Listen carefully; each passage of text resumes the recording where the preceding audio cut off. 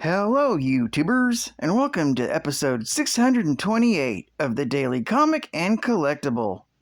Today, the collectible of the day is the Kotobukiya Marvel Universe Artifacts Plus line XMen 92 animated series Professor Xavier Hover Chair Statue.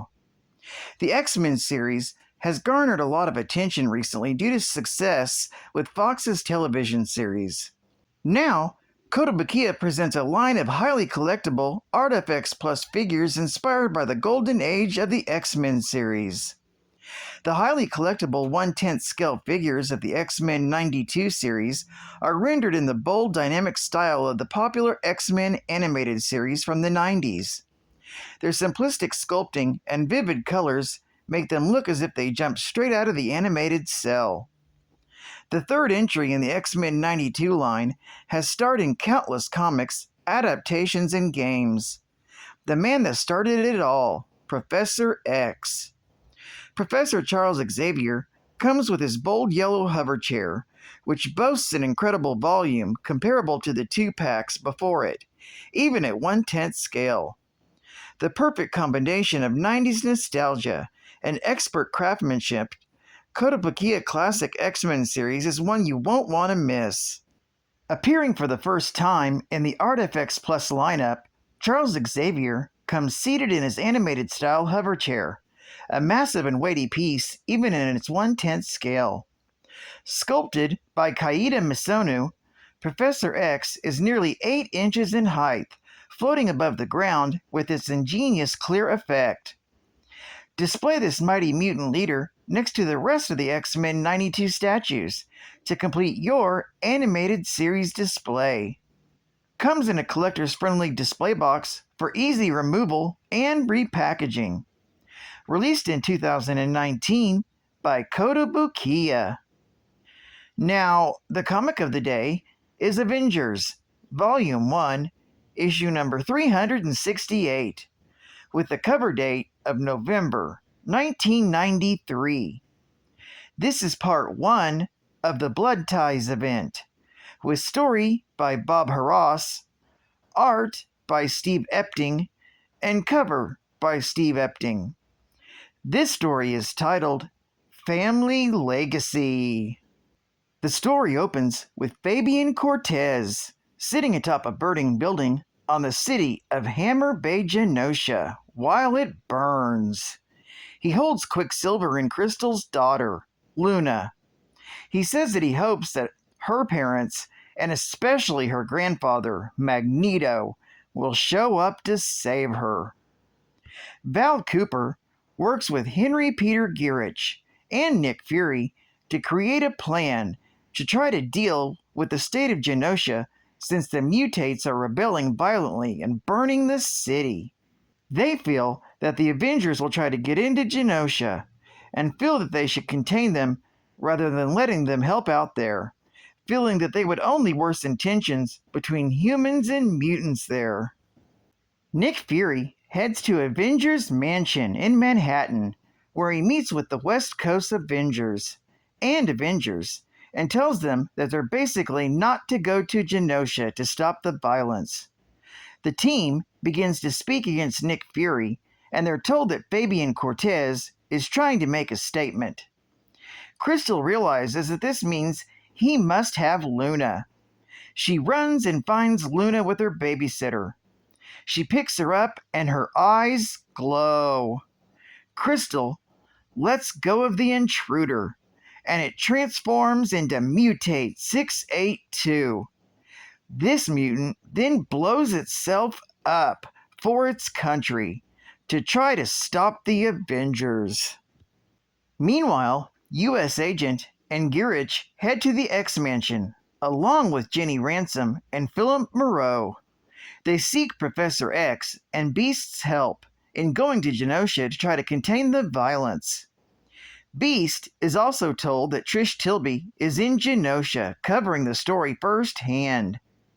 Then, Quicksilver trains with the rest of the X-Men, while Professor X tells them that they are to rendezvous in Genosha in 12 hours. Back in Washington, the Avengers recover from the blast by the bomber. Crystal and Wanda are furious that Luna is being used in Cortez's manipulations, and that Fury allowed her to be taken.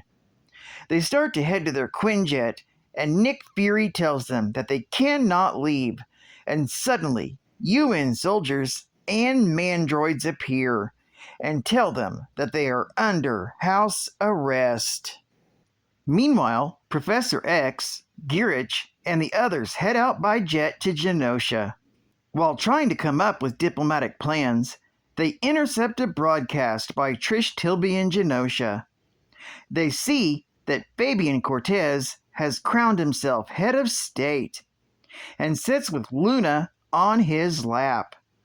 He says that humans, like Luna, must suffer for their transgressions against mutants. He says the humans in Genosha have until dawn of the next day to lay down their arms, or he will begin killing all humans in the city. This story is continued in X-Men, Volume 2, Issue number 26. Geek Fact: this crossover event covers 5 books. This issue is Part 1, followed by X-Men, Issue number 26 for Part 2. Part 3 picks up in Avengers West Coast, Issue number 101. Part 4 is covered in Uncanny X-Men, Issue number 307. And the finale ends where it began, with Avengers, Issue number 369. Bonus Geek Fact: Fabian was born into wealth and privilege. He entered the world with all the advantages one could imagine. As his mutant abilities emerged, he saw them as a means to break free from his mundane existence. Embracing his powers, he embarked on a quest for greatness, unaware of the dark path it would lead him down.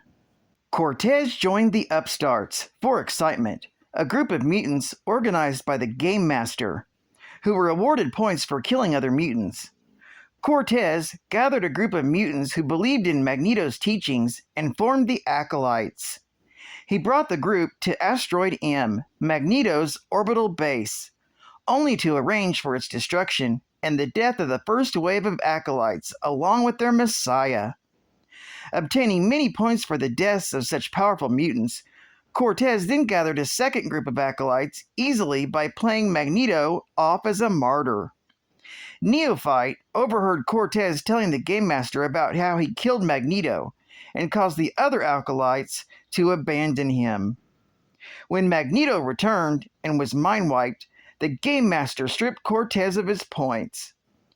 Furious, Fabian concocted an elaborate scheme to regain them. He kidnapped Luna Maximoff, the daughter of Quicksilver and granddaughter of Magneto, and began a civil war on Genosha by encouraging mutates to kill the ruling humans. Both the X-Men and the Avengers tried to stop him, and he was apparently killed by the new Acolyte leader, Exodus. But Cortez resurfaced months later, when Joseph assumed control of the Acolytes. State-of-the-art gaming! Play it, if you dare.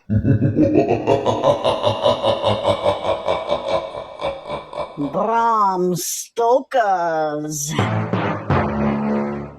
Dracula! Few have faced Dracula and survived. Now it's your turn. Based on Columbia Pictures' blockbuster thriller, Bram Stoker's Dracula goes straight for the jugular. Photorealistic graphics, camera rotation, digitized scenes from the film, and an awesome digital soundtrack on the CD version plunge you deep into cold, dark dungeons, crawling with spiders and packs of bloodthirsty rats. On every platform, you'll experience thrilling gameplay and battle your way through the treacherous mountains and forests of Transylvania to Castle Dracula. And just like in the movie, the evil Prince of Darkness will rise and attack as a bat, a wolf, even an old man. But whatever form Dracula takes, make no mistake, he must be stopped. Available for all Nintendo and Sega platforms. And Final Geek Fact. Luna Maximoff was the daughter of Quicksilver and Crystal. She was named after the moon, having been born there. Later, it would be revealed by the High Evolutionary that Quicksilver wasn't a mutant at all, but a mutate he created and disguised as a mutant, making Luna a human-inhuman hybrid. While Quicksilver, aghast at the thought of having a human daughter, initially sought to expose her to the Inhumans' mutagenic Terrigen mists. He was talked out of this secretly by Gorgon and Karnak, who were impersonating Lockjaw to make their point. Years later, when Luna was 6 years old, Quicksilver was depowered by the decimation of mutant kind. Desperate to get his powers back, he exposed himself to the mists, and subsequently talked Luna into returning to Earth with him, where he exposed her to some collected mist as well. Believing this to be a birthright, she had thus far been denied. The process was successful, and granted Luna the ability to sense, remove, and alter the emotions of others at will. Well, I'd like to thank you for joining me for another Daily Comic and Collectible, and I hope to see you again Wednesday due to a doctor's appointment.